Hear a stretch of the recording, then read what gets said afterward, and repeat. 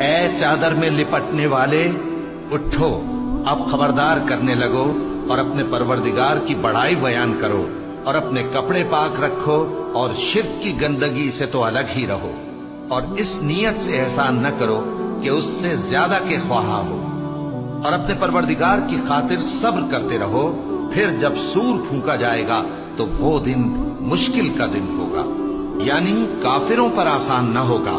مجھے اس شخص سے سمجھ لینے دو جس کو میں نے اکیلا پیدا کیا، اور میں نے اس کو بہت سا مال دیا اور ہر وقت حاضر رہنے والے بیٹے دیے، اور اس کو ہر طرح کے سامان میں وسعت دی،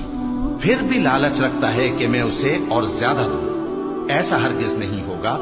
یہ ہماری آیتوں کا بڑا مخالف رہا ہے۔ میں اسے ایک بڑی چڑھائی چڑھاؤں گا، اس نے غور و فکر کیا اور ایک بات ٹھہرا لی، یہ مارا جائے، اس نے کیسی تجویز کی، پھر یہ مارا جائے، اس نے یہ کیسی تجویز کی، پھر اس نے نگاہ کی، پھر تیوری چڑھائی اور منہ بگاڑا، پھر پیٹ پھیر کر چلا اور تکبر کیا، پھر کہنے لگا یہ تو جادو ہے جو پہلے لوگوں سے برابر ہوتا آیا ہے، پھر بولا یہ اللہ کا کلام نہیں بلکہ بشر کا کلام ہے، میں ان قریب اس کو سقر میں داخل کروں گا۔